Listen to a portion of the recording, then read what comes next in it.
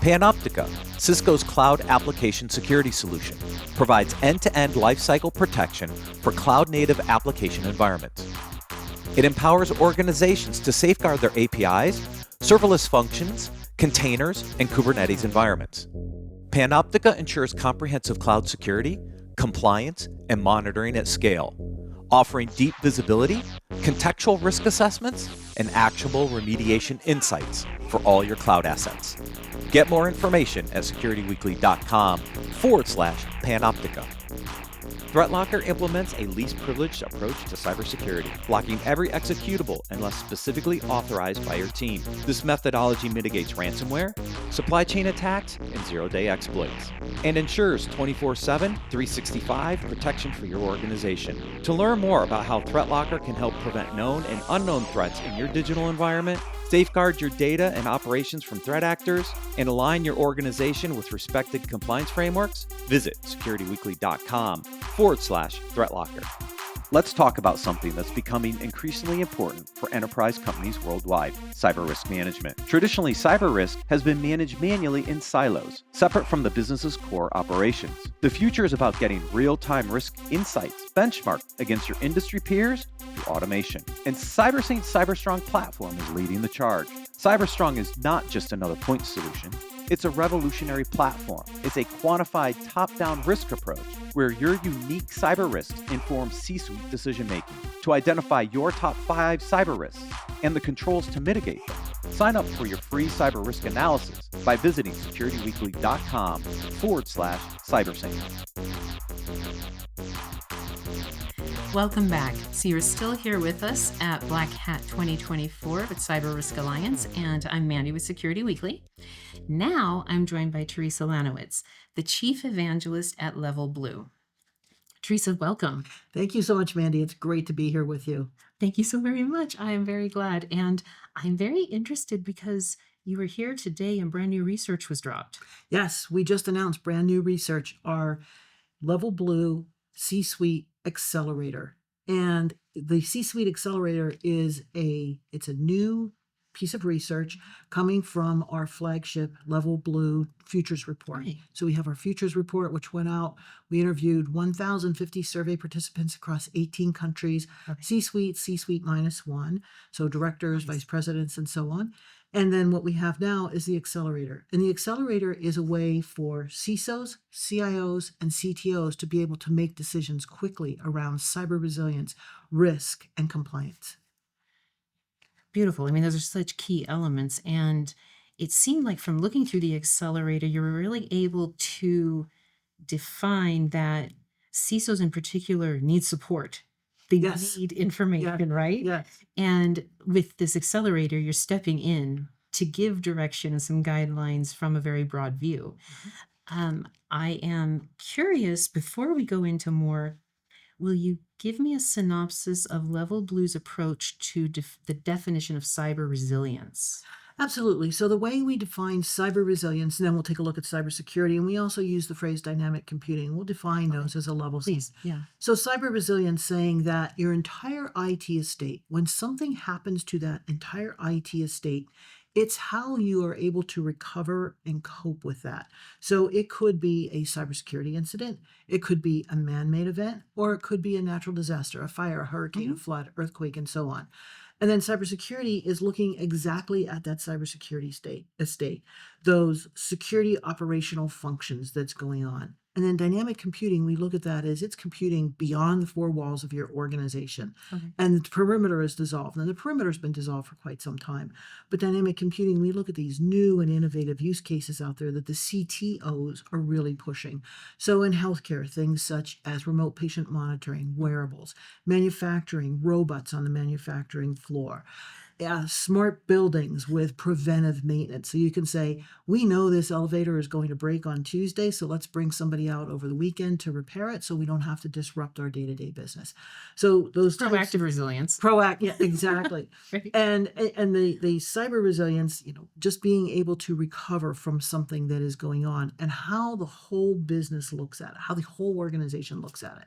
And that's actually one of the things we found is that in our research, cyber resilience was not not viewed as a whole business initiative. And that's really where we have to get. Ah. Oh, which is interesting because I think for us in the technology space, we go, well, everything technology related is critical to how any business is operating, Mm-hmm. right? So why wouldn't the entire organization go, this is as vital as electricity, phone service, or anything else? And yet they don't.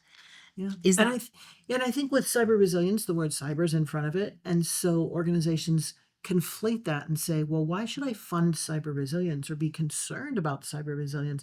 Because I'm funding cybersecurity and I have this whole Mm. cybersecurity group over there. And that's fine. They're going to take care of everything. And I think one of the lessons of that is just because you put the word cyber in front of it does not mean that it is only security. So you have to have that CISO, the CTO, the CIO working together as a team. And that's actually one of the things I think that you alluded to in the opening is that the CISO needs a little bit of help Mm. because oftentimes the CISO is reporting in many cases into the CIO versus into the CEO. Mhm. So when we get to some type of IT estate event, the CISO is probably not wholly represented at the table. So that CISO has to have that proverbial seat at the table. And with the Accelerator report, are there any parts that you found that you feel will be able to take the CISO, who's really looking at the immediate or practical implementation of security tools within the company, and bridge faster information or getting more support from the CIO? Absolutely. And it's a team effort. So that CIO fostering those conversations internally, as well as bringing in trusted third party advisors Okay. to help with things that you may not be used to. The CISO, making sure that the CISO has a proactive budget, because one of the things we found in our research is that across the board, projects do not have a through line budget item for security. And you think about that and you think about any type of project, any type of activity that you're doing, you should always have some type of budget item for security. Security is not part of those strategic computing discussions in the organization. So that's where the CIO and the CISO have to be able to communicate and work together very effectively. And that means that, and this is one of the things that just it was astonishing to me when we uncovered the research, that for all of the awesome work that we have done in the cybersecurity industry over the past 2+ decades, cybersecurity teams are still siloed, so they're not integrated into the rest Fair. of the organization. Yeah.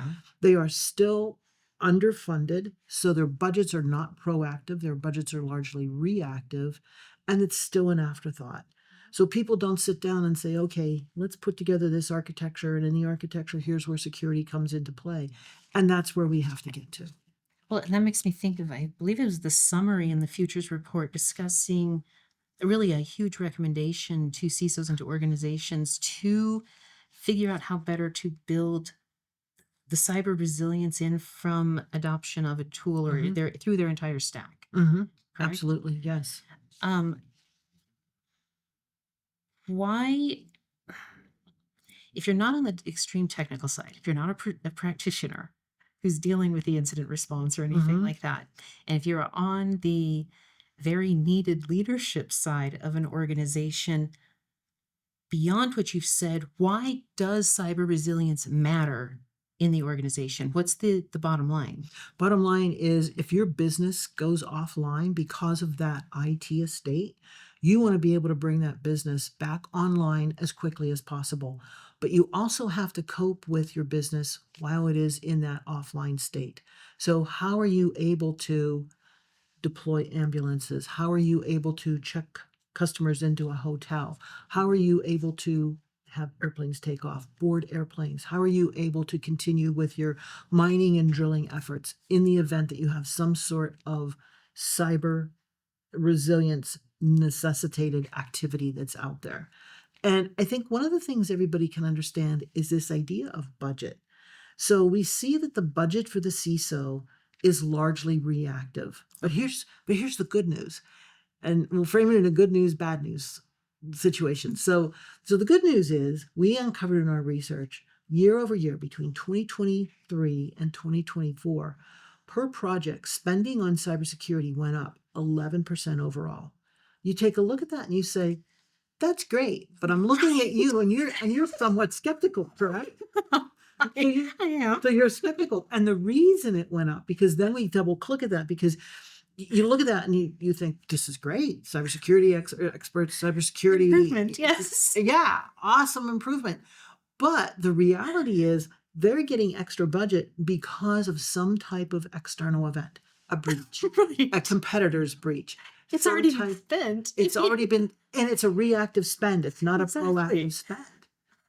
And if you look at Absolutely. incident response, we found that 35% of organizations say they have a formalized incident response plan. That means 65% do not have a Mhm. formalized incident response plan. So that's fairly astonishing. So why do CIOs, CTOs, and CISOs really see cyber resilience and cybersecurity differently? They have different priorities inside the organization.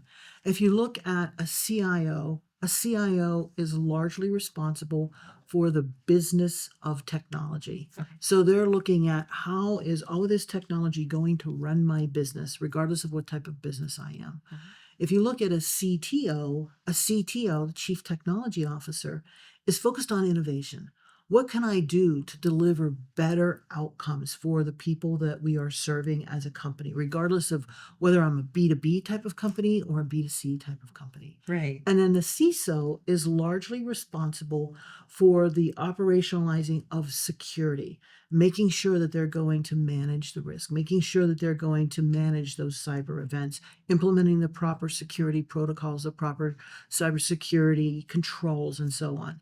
So while they all might have the same desired outcome, which is make our business as positive and as exciting as it can be, there are conflicting priorities along the way of how they get there. Absolutely. Now, I appreciated from the Accelerator, um, the end summary for each role gave 5 key points that were identified as, hey, look at these, focus on these.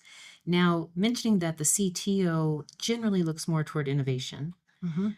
I find it interesting that for the CISOs, who is what we really want to help right now, that one of the recommendations was for the CISOs to integrate AI into the security strategies, and specifically about enhancing threat detection and response Mhm. capabilities. Mhm. Will you speak more on that? Yes, absolutely. The CISO AI is it is the word of the year, or probably the word of the decade, right? Yeah. And so what we looked at when we went off and did our futures report, we wanted to understand how organizations were using AI. And what we found, and we wanted to find out how they were adopting it, whether they were using generative AI, artificial intelligence, machine learning, deep learning, part of a neural network. And what we found out is that respondents told us that across the board for cybersecurity, now this is for cybersecurity only, they were taking a very much a slower approach rather than just rushing all in and saying, yes, we're Okay. going to apply AI to everything. Because I think here we are at Black Hat, you walk around the show floor and everybody has, now with AI. Well, what does that really mean? Why should I care? What is that going to give me? What type of positive outcome is this going to give me? And so if you look at from a cybersecurity perspective, most organizations said they're using AI strictly for artificial intelligence. You look at things such as machine learning, and at Level Blue, we've been using machine learning in our threat intelligence for over a decade. Okay. And what we're able to do is we're able to go out and we're able to do pattern matches from those large data sets that we're collecting. So we're able to say, yes, this is the type of threat that you should be concerned about. We're seeing it over and over and over again. There's no way a human being could take that much data, look Not at at all all. those indicators of No. compromise. So using it for something such as threat intelligence is an absolutely wonderful place to use it. Also, generative AI can be quite helpful as well. Because the adversaries, so we think about, we're using these tools, we're using things such as artificial intelligence, but the adversaries, of course, are weaponizing them against us. Right. So the adversary weaponizing something such as generative AI against us, think about those emails that you used to get from the prince in a far, far away land. He would say, just give me your bank account. You mean my fiance? Yeah. You sent the prince your bank account number, all your information, and you're supposed to have all of the prince's worldly possessions in your bank account by the end of the day. Those emails, those phishing emails, they're getting better and better. They're looking Very fair. very legitimate. And then you look at business, and that's part of business email compromise. You look at it, and they're doubling down now because deep fakes are getting better.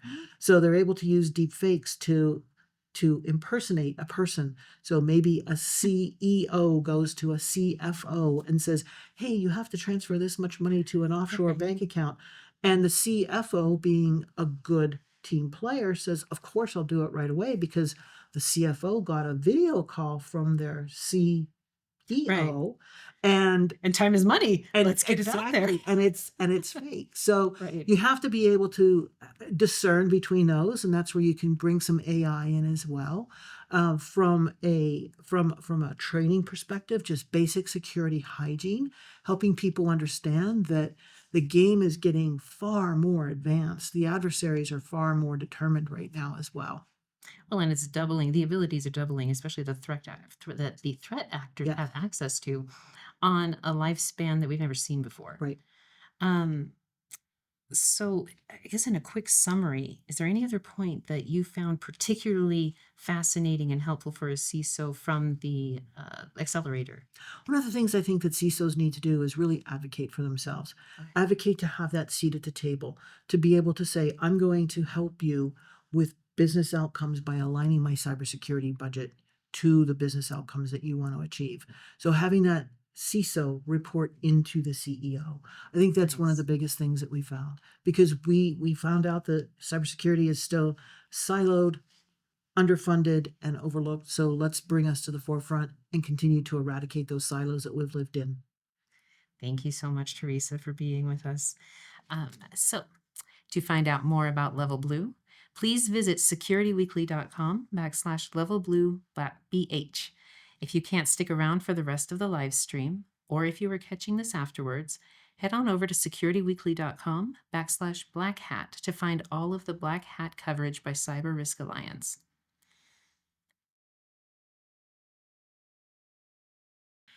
Good morning. Thank you for continuing with us today at CRA-TV from Black Hat. I am Mandy. I am joined by Andrew Harding. Hi. He is the VP of Security Strategy at Menlo Security. Now, Andrew, I'm actually very interested to discuss this because your company's posture is that any browser can become a secure a secure enterprise browser. Now, before we jump into the particulars on that, I would like to understand a little bit more how, from your past, as having focused on and even invented things for endpoint security, how do you feel like that your view on endpoint security has modified because of browser-based attacks? Or what has it been in your present experience, thinking back to endpoint security not being sufficient? In an earlier era, SSL VPNs were used to try to make it easier and more secure to provide remote access. And they were the right thing for the time, now maybe almost 20 years ago. And we had to combine endpoint posture checks and intelligence about the endpoint with the policy that was used to provide then remote access. And that slowly emerged into access control and what's today become zero trust access. The work on endpoint security was really to gather telemetry about the endpoint and then use it in network policy. That was quite innovative back in 2004, 2005. And it's also representative where I've spent a lot of time, is really right at the edge between systems and the network, because this is, I think, where security policy has often fallen down.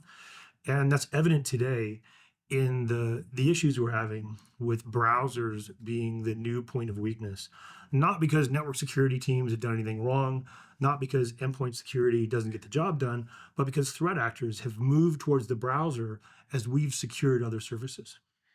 Well, absolutely. And isn't it that if browser-based attacks, it's a very lucrative focus, because today versus 2004, 2005, you have employees spending 75 to 80% of their time actually on browsers actively.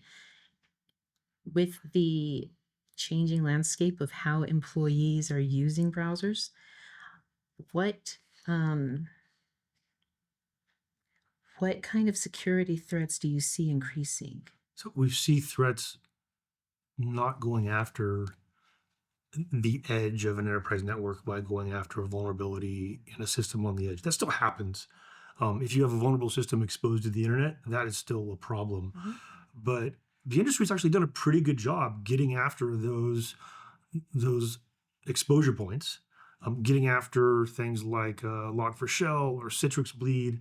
Um, a lot of folks have just tried to harden that edge. Other folks pull that edge in with a cloud-driven approach like Menlo, so they don't even have to be exposed to the outside world.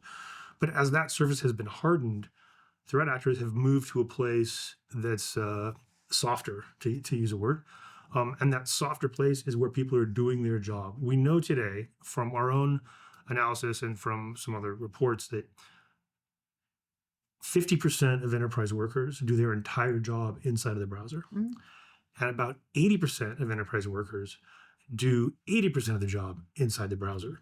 So it's really time to put controls around the browser to treat it like an asset, because it's no different than a PC or a laptop. It's no different than a mobile device that needs to be managed. It's a workspace that moves with the user across those devices. And so we have to get security policy applied there. We need to manage that system, the browser as a system. Okay. We need to manage to protect the user who's working within that browser, protect them from internet-borne threats. And in doing that, we can't just be another defensive widget. We need to make sure that we're providing sort of what I call the positive use cases. Make zero trust access really easy to deploy. It's been terribly hard to get beyond data center zero trust or kind of on-campus zero trust or trust that requires a client to be rolled out to every machine. It's been really hard to make Gen AI work in a way that controls data. Hybrid work, remote access has been tough. We moved into a different era with COVID. We deployed a lot of things to make COVID work, and we've been living with SSL VPNs that have been used for too long, VDI systems, remote desktop systems that have been used way too much, not for what they were intended to be used. There's a different approach that can provide secure application access so that we're unlocking those positive use cases while protecting users and managing the browser like the asset that it is. Now, to me, that's gorgeous. It's a fantastic idea and way to increase the functionality of the security at the end user space. But why is it not the best option to just adopt a dedicated enterprise browser then? I think we have already adopted a dedicated enterprise browser. Some of us, I hear this a lot from customers. Some of us have two enterprise browsers. I work mostly on Mac OS. I work with Chrome every day, and I've got Safari out there on the side, and I don't really know why. Usually it's kind of research stuff that I use Safari for, Okay. but I kind of have the two browsers up.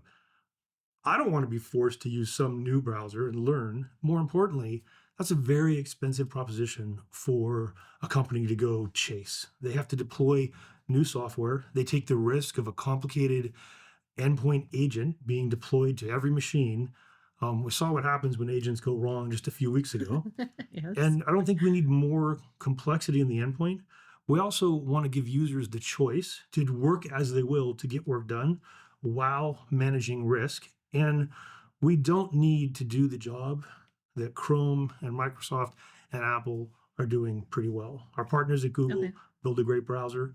Edge and Chrome together account for about 95% of enterprise use of browsers. And we've seen Safari increasing, much as I use both. And today we actually announced enhancements to our zero trust access to increase support for the Mac OS, the Apple ecosystem, both on mobile devices and on Mac OS. So I think making browsers work and defending them while enabling users is just a more economically acceptable option. And it keeps end users happy because they don't have to do something new. They can do what they do. That I was thinking about just the announcement that that Menlo was able to make today, and really coming from the research and information that your team has comprised, especially like referring to the global cyber gangs report. Can you give some detail on particularities that were reported in that report, and have they impacted what you released today? It's a great question. The Global Cyber Gangs report is really focused on our protection mechanisms, our AI-driven protection from heat, highly evasive and adaptive threats. Right. The Gangs report reports on such threats.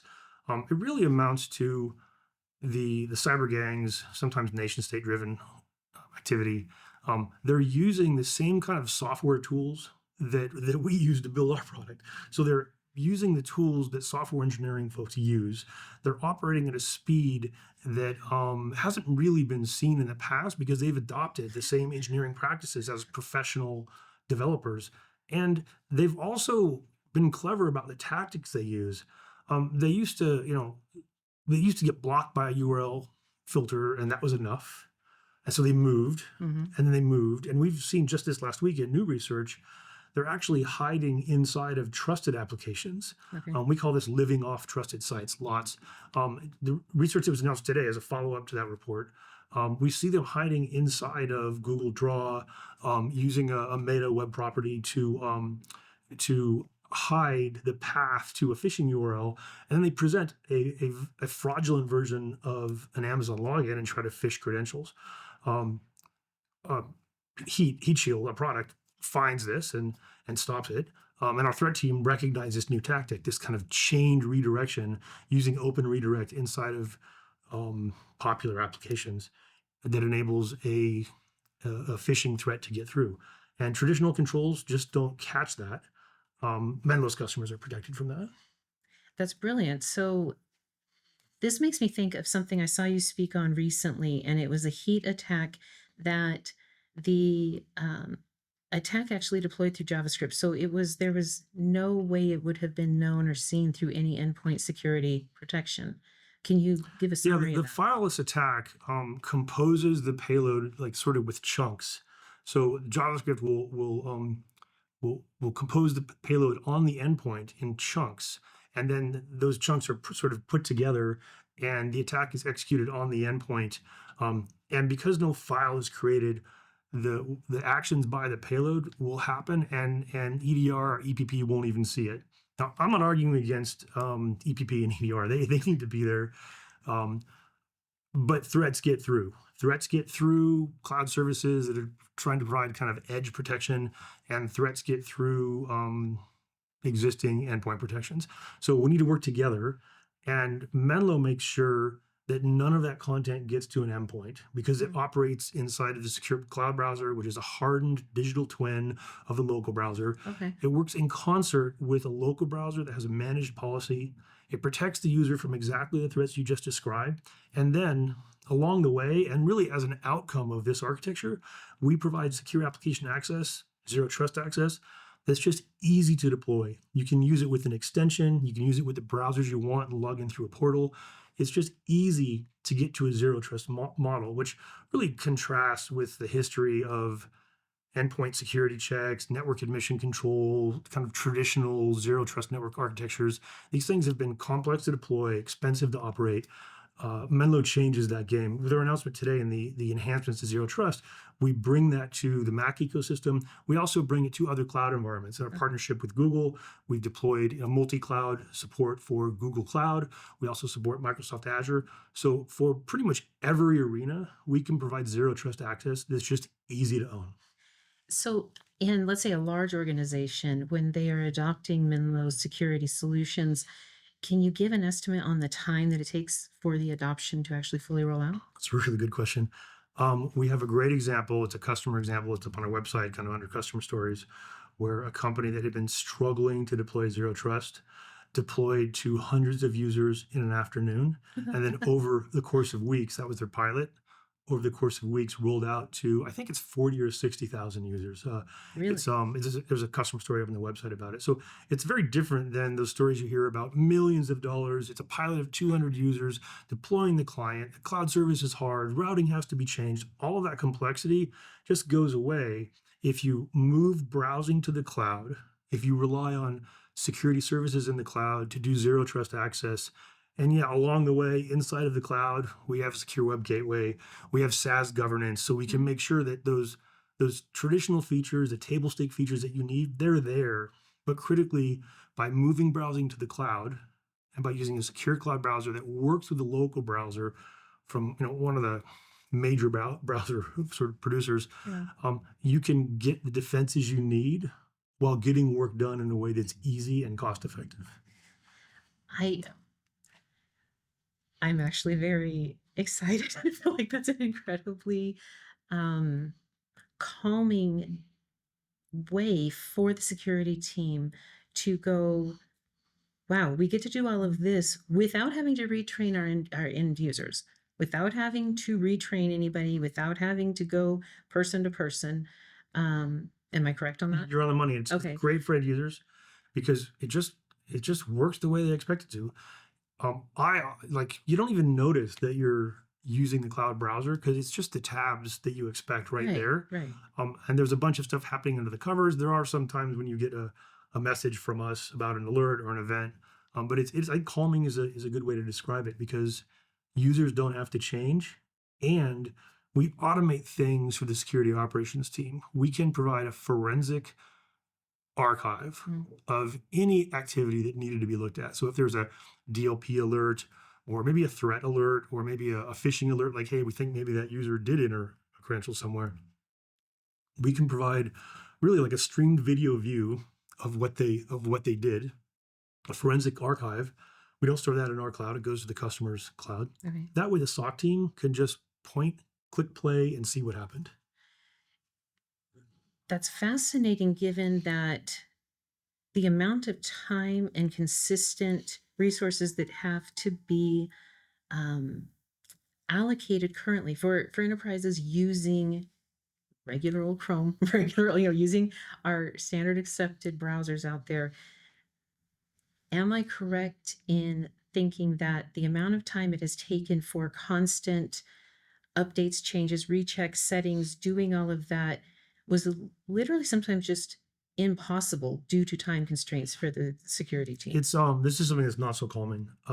There are thousands of settings just in Chrome. Use Chrome as an example, and there are also dozens and dozens of new features that roll in. It's a very robust project, and then Google's building on top of it.